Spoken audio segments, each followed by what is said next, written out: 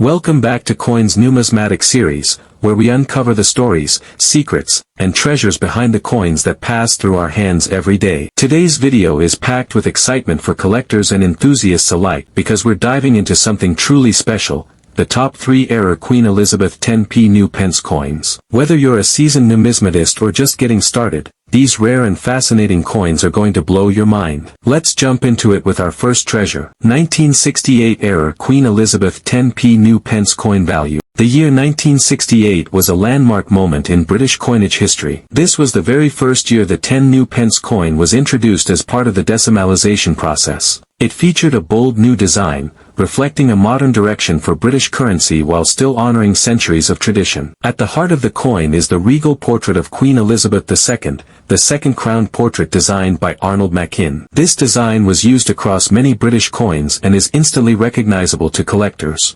The reverse of the 1968 10p coin displays a crowned lion, representing the crest of England, designed by Christopher Ironside. It bears the inscription, New Pence, at the top and 10 at the bottom, clearly indicating the denomination. The coin itself was struck in cupronickel and weighed 11.31 grams, with a diameter of 28.5 millimeters, quite large compared to today's 10p pieces. Now, here's where it gets exciting. Errors from this first year are rare, but when they do occur, they can be incredibly valuable. One of the most desirable errors is the double strike, where the coin is struck twice, often with visible offsetting. This error is usually the result of a malfunction in the coining press and makes each piece utterly unique. Another highly sought-after error from 1968 is the off-center strike, where the design is misaligned due to the blank not being properly centered during the minting process. But perhaps the most legendary is the planchet flaw, where a crack or chip in the blank planchet results in a missing or malformed portion of the design. These coins can command hefty premiums at auction, especially when paired with high-grade preservation. A mint-state 1968 error coin with one of these mistakes could easily fetch between £150 to £500, depending on the severity and uniqueness of the error. Despite its relatively high mintage of over 336 million coins, error coins from 1968 remain quite scarce due to tight quality controls at the Royal Mint during that era. This scarcity only adds to their allure among collectors. Collectors value not only the rarity and condition of these error coins, but also the historical significance of owning a piece of British numismatic history from the very dawn of decimalization. So if you're lucky enough to spot a 1968 10 new pence coin in your change, take a closer look. It might just be a hidden gem worth hundreds. 1970 Error Queen Elizabeth 10p new pence coin value. By 1970, decimalization was fully underway, and the British public was becoming more familiar with the new coins. However, it's interesting to note that while 1970 wasn't an official circulation year for the 10p coin, it did appear in special collectors' proof sets. This fact alone makes any errors from 1970 extremely rare, because proof coins undergo meticulous production processes to ensure perfection.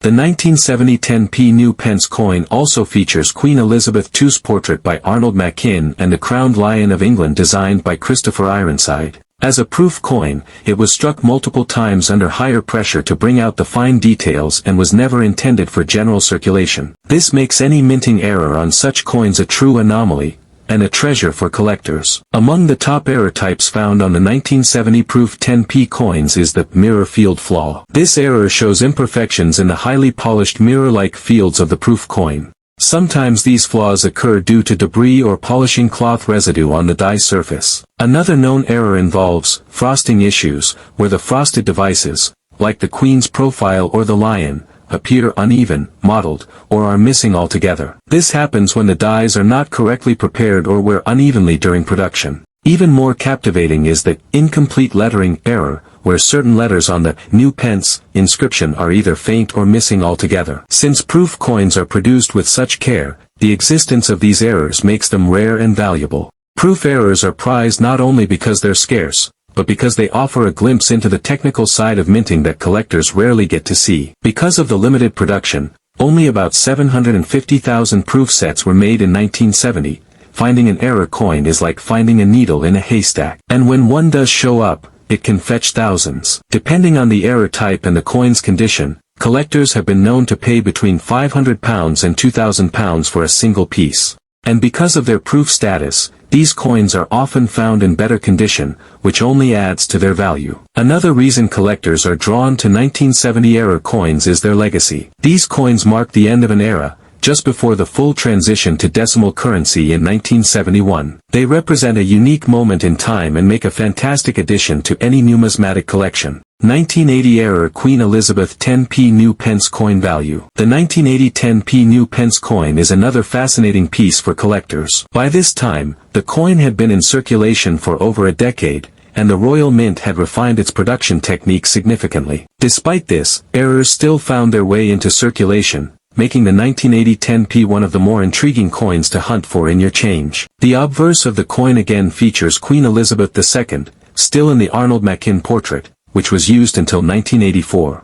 The reverse remained consistent, showing the crowned lion of England by Christopher Ironside. The inscription continued to read, New Pence, along the top and 10, along the bottom, as the official denomination had not yet changed to just 10 pence, a change that occurred in 1982. One of the most eye-catching error types from 1980 is the broad strike. This happens when the collar that normally holds the coin in place during striking malfunctions, resulting in a coin that spreads out wider than usual. Broad strike errors are dramatic and visually distinct, often making them instant conversation pieces. Another well-documented error is the die clash. This error occurs when the dies strike each other without a coin between them, transferring design elements from one die to the other. Coins struck afterward show ghost-like impressions of elements from the opposing side, such as parts of the Queen's portrait appearing faintly on the reverse, or vice versa. These coins can range in value from £50 to over £300, depending on the visibility and severity of the clash.